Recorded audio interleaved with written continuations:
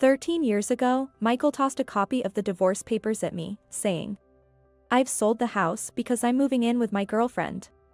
At that moment, I couldn't quite grasp what he meant. "So, Susan, since we're already divorced, just take James and get out," he declared. Those words have stayed with me ever since. I was shocked by what James said when he returned from a job interview. I asked the HR interviewer, "Do you condone affairs?" Suddenly, my son's face was filled with an unprecedented smile. The interviewer seemed to deny it. So I continued, "That's odd. Then why are you here?" Yes, the interviewer at that time was indeed my ex-husband, Michael. "My name is Susan, and I'm 48 years old. I work at a call center for an insurance company. My only family is my son, James. We were abandoned by my husband, Michael, 13 years ago. I met Michael when I was 21. I was a high school graduate and had just started working as a clerk at a subsidiary of a pharmaceutical company. I met Michael, who was 27 at the time and had been assigned from the headquarters. He seemed interested in me for some reason and started inviting me to dinner. At that time, I had just become of legal drinking age. I was definitely thrilled to be asked out by an elite from the headquarters. This continued several times, and we started dating. Eventually, I got pregnant. I was shaken. I thought he would be angry and break up with me. But then, Michael proposed marriage. When we went to greet my parents, he even told my father, who was still alive at that time, "I will make your daughter happy." At that time, marriages due to pregnancy were not viewed very positively and were often referred to as shotgun weddings, so our ceremony was quite simple. Then, our son James was born. Around that time, Michael returned to work at the headquarters, and I followed him, becoming a stay-at-home mom. From then on, I devoted myself to taking care of the home. When James started elementary school, we bought a house with some help from Michael's parents. I thought I was living a happy life. But I was turning a blind eye to the fact that Michael was coming home less and less as James got older. Having married young, at 21, I had no idea what a normal marital life was like. I never questioned why I didn't know any of Michael's colleagues or superiors. Looking back, there were plenty of signs that could have led to divorce. And then, the day James turned 14 arrived. Michael left us with these words: "I've already filed for divorce and sold the house, so get out." From a happy 35-year-old stay-at-home mom, I suddenly became a single mother with a 14-year-old son. When I returned to my parents' house without any notice, my brother and his wife were cold towards me. By then, my father had passed away, and the house belonged to my brother and his wife. My mother, who was around 60 at that time, was overshadowed by my strong-willed sister-in-law and my blunt nieces. In that environment, James and I were told, "It's fine for a little while, but find a job and leave as soon as possible." At that time, I couldn't immediately think of any job I could do. A high school graduate office clerk. No skills. Yet, despite that, the two of us had to find a way to survive. I scoured employment magazines, searching for a job that could support my growing son and me. Still, I was fortunate. James was 14 years old. Although it's said to be a difficult age, he was reasonably sensible. It was much better than being a mother with a baby. That's when I dove into a call center job at an insurance company. My office experience helped me with the phone handling. Initially, I was a contract employee. And after a few years, I managed to become a full-time employee. However, at first, I was completely exhausted every day by the unfamiliar world. But as I continued with this job, I realized something. I knew nothing at the time of my divorce. I was a high school graduate from a non-academically distinguished family. Even though it's not everything, my ignorance was one reason I ended up in financial trouble during the divorce. It was a divorce due to infidelity. I should have demanded child support from my husband, but the thought never occurred to me. Neither my mother nor my brother thought of it either. Well, my mother might have, but if my brother had any concern for me, he might have sought advice from someone, but he didn't. I realized I had been unfairly treated only after joining the insurance company and learning new things. But by then, it was too late. That's why I wanted my son to attend the highest level of schooling he desired. Wisdom and knowledge can save you. I didn't want him to end up like me. And now, 13 years later. Our jobs, salaries, and lives have stabilized. James entered a prestigious national university for science and even went on to a doctoral program. As a mother, it was astonishing. Moreover, he said he'd manage the tuition somehow. How could he manage that with his busy studies? He found a non-repayable scholarship and secured it for himself. All I did was sign in the Guardian section. 4 years in undergraduate, 5 in graduate school. He demonstrated his abilities during his studies, attracting scouts from various companies. This is truly a case of a black hen lays white eggs. James's future must be filled with light. Yet, occasionally, I'm reminded of that day. Yes, the day my ex-husband abandoned me. That event still swirls like a dark vortex within me. It truly came out of the blue. As soon as he came home, Michael flung a crumpled piece of paper at James and me. Upon unfolding it, I found it was a copy of the divorce papers. I had no memory of signing them. Yet, my name was written on it, in handwriting strikingly similar to mine. When I asked him what he meant by this, Michael said, "I've sold the house because I'm moving in with my girlfriend." I couldn't quite understand what Michael was implying. The idea of divorce was completely unexpected to me.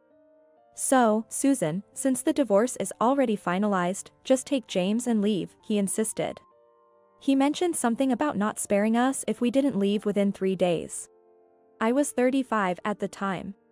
Having been just a housewife for 14 years, I had no idea what to do next, so I headed to my parents' house. I can still hear my husband's voice from that time. Maybe I should just forget about it. After all, James and I are living a relatively settled life now. It's not that I'm holding on to the past. It's the frustration with my past self for not being able to do anything and the resentment towards Michael. I know that I could do something now if I were in the same situation, and that's precisely why. On a day off, I was looking forward to a rare lie-in when my phone started ringing. The number on the screen was not saved in my contacts, so I decided to ignore it and went back to bed. But the call kept ringing, pausing, and then starting again. Eventually, I heard a voice from the voicemail.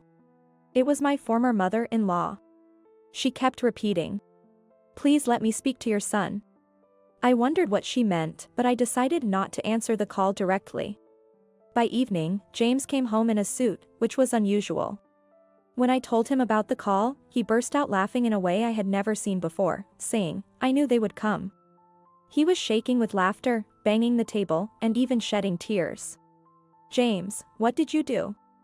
"I had a job interview today, remember?" "I told you." "Don't lie. Tell me the truth." "It's not exactly a lie," he said. Then James started to recount what had happened that day. Indeed, there had been an interview. It was with a pharmaceutical company that had been scouting him for some time. But the problem was the company itself. The pharmaceutical company James mentioned. That was where I once worked as an office clerk at its subsidiary. "Oh, it's no coincidence," James said nonchalantly. "By the way, the HR director who conducted the interview was Michael." "What did you say?" "The funny thing is, this guy didn't realize at all that I was his son." "Did you realize it was him?" "Of course. After all, I didn't need this interview in the first place." "Is that so?" "Yeah. This company was scouting me. There was no need for an interview or anything. But as the HR director, he must have seen your resume, right? He must have seen it, right?" "He should have, but my appearance has changed a lot since middle school, hasn't it? The hairstyle, the vibe. Everything." "Well, yes, that's true. 13 years is a long time. Plus, I doubt he even remembered my face well back then." That made sense. I had been so caught up in my own situation that I forgot. For James, Michael had also become a distant figure. Besides, seeing my current address and academic background, even if the names matched, he wouldn't have guessed I was his son. That could be true. James was only a slightly above average student in his second year of middle school, 13 years ago. However, after the divorce and transferring schools, he began studying incredibly hard. Suddenly, his grades shot up to the top of his class. He got into a high school that matched his achievements and maintained nearly the top spot in his science classes. Then he went on to a renowned national university. With a recommendation from Professor Smith, whom he met in his third year, James spent 5 years in graduate school. From master's to doctoral programs. During that time, he seems to have achieved a lot in complex areas that I don't quite understand. The scouting means companies saw his accomplishments and wanted him, apparently. Several companies in the chemical industry were interested. So, I was in a position to choose. James casually remarked. That's why I requested the interview. I had researched and knew he was the HR director. I was astonished at how much he had prepared. But he didn't change his expression at all, even when he saw me.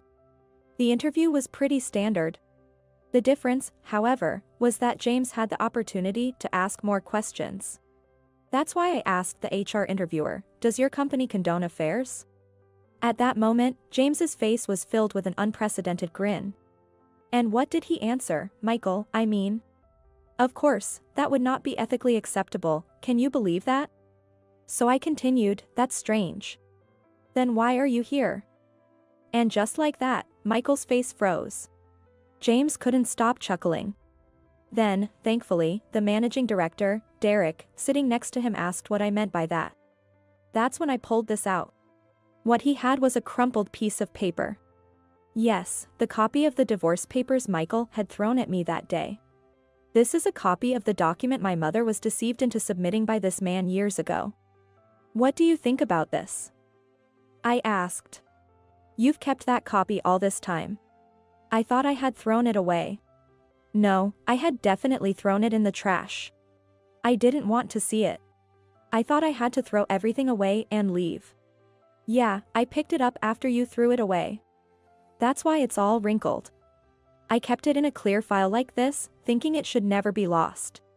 Why did you? Because it's evidence of what he did to you and of forging an official document. It's not just that. There are various charges, like using a forged document. Besides, that divorce paper was invalid at the time. So if he married another woman, it would be bigamy. Bigamy? I'm not an expert, but I asked a friend from the law department in our university club about it, whether this could be a crime. A crime? Yeah, a clear crime. So, I made it clear on the spot. Isn't this forgery of an official document? Then I gave Derek a copy of the copy. I see. Since we have the original copy here, it's a copy of the copy. Because this copy has his fingerprints all over it. No way I was handing over the actual piece of evidence. So, what do you think he did? What did he do? He suddenly stood up and yelled, "James. Are you treating your own father like a criminal?" Then he turned to Derek, insisting that what I was saying was a complete lie, a misunderstanding. Huh? I couldn't help but feel amused. What was that man talking about? But credit to the executive, he seemed to understand what I was getting at. He turned the questioning on Michael. You know, there's always a power dynamic in companies, right? Michael was probably eyeing the executive position next. Derek seemed to be assessing the character. First, he had Michael leave the room, then turned to me and asked, "Did you request this interview not for employment but for this reason?" I did apologize, saying, "I am very grateful for the scouting from your company, and I do find it an attractive place. However, I wondered what it would mean if a company, which keeps such a person without questioning his ethics, were to employ me." So brazenly put. I was amazed at how smoothly he could say such things during an interview. Derek was really competent. Regardless of whether I would join or not, he thanked me for sharing.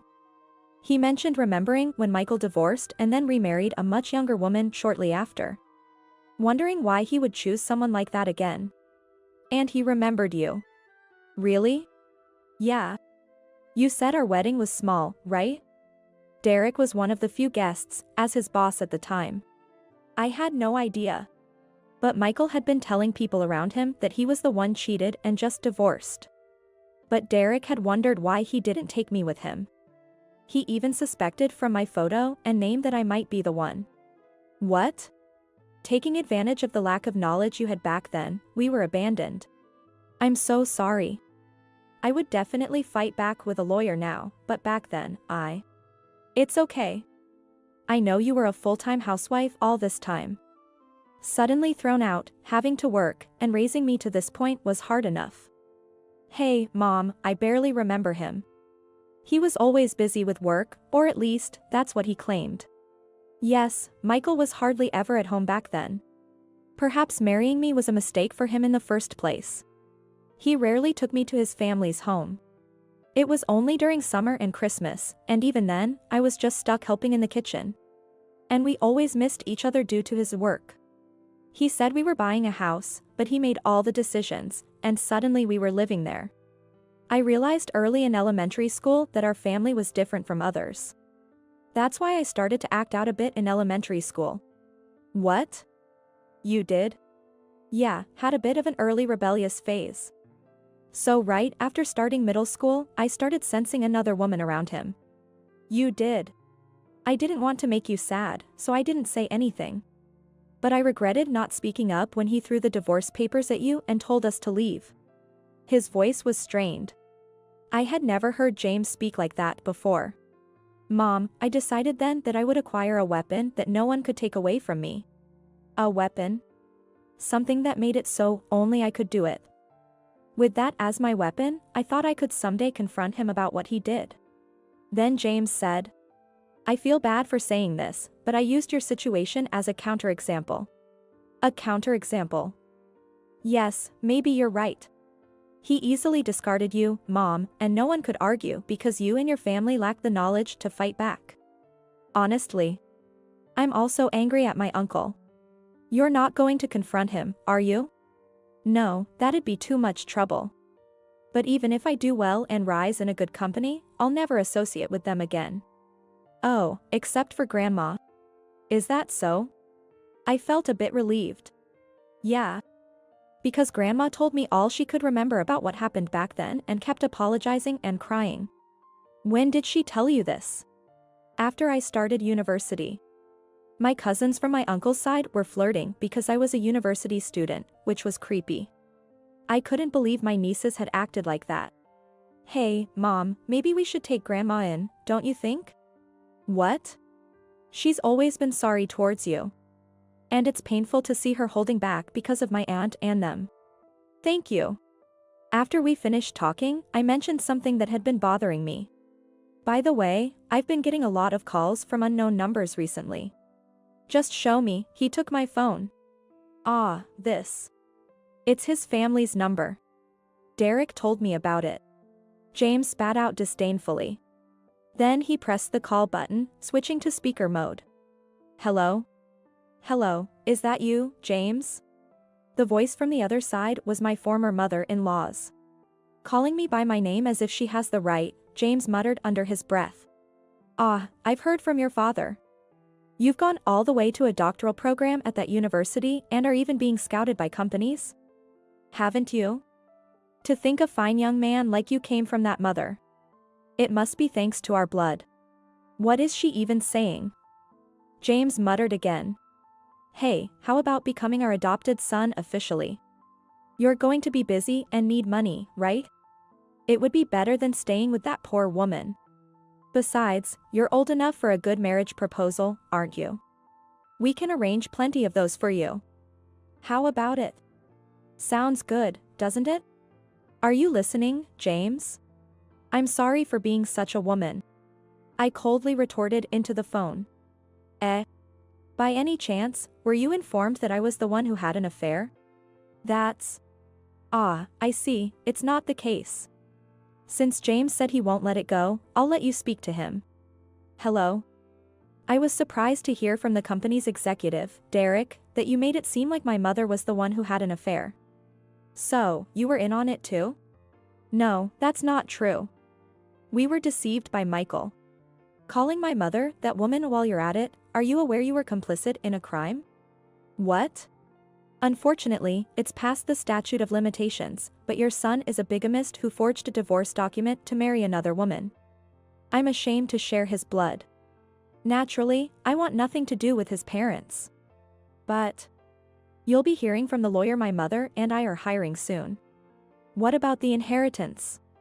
It would all go to you after I die. James snorted. I couldn't care less about that. You better worry about the alimony instead. With that, James ended the call. Did I go too far? I shook my head vigorously. At the same time, laughter welled up from the depths of my heart as if overflowing. If you've gone to these lengths for me, I must take action too. That's the spirit.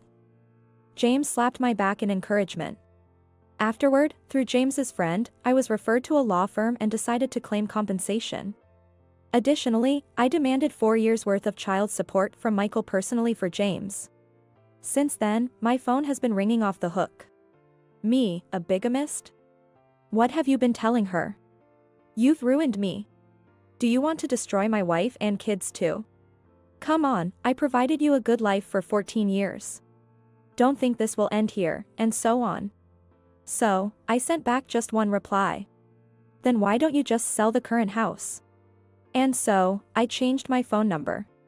As for the outcome, Michael, who faced a combined assault from James and me, ended up paying compensation, was ousted from his HR director position, and was demoted to a deputy factory manager at a distant factory. This information came from Derek, whom we met again. Apparently, the position was nothing more than a nominal one, where he couldn't defy the factory manager and was close to being a mere errand boy. Even though the statute of limitations has passed, the revelation of his multiple crimes has plummeted his reputation to rock bottom. He was on a corporate elite path, but that's all over now, Derek explained. The pharmaceutical company's factory is located far from New York. Due to the transfer, Michael had to sell his apartment and turn it into compensation payments for me. That was the only way he could afford to pay the amount we demanded.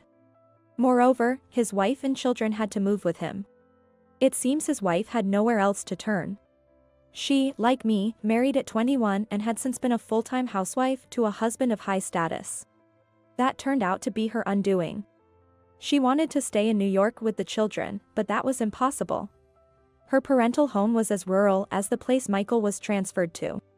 It seems she's not well liked by the in-laws. But I have my doubts about the in-laws too. Given how they treated me, it's hardly surprising, but they should have taken action with their son, who took a 21-year-old bride twice. They should have advised their criminal son before cutting off their undesirable grandchildren. Perhaps that's why they tried to get close to James. Ah, here's a competent grandson. But that has nothing to do with James. Speaking of which, I heard something interesting. My lawyer, Alex, shared with me after we settled the alimony issue. Ah, that man really is a city boy through and through. What does that mean? The place he's transferred to requires a car. I clapped my hands in realization. Trying to get a driver's license at over 50, both he and his wife are struggling at the driving school. His wife too.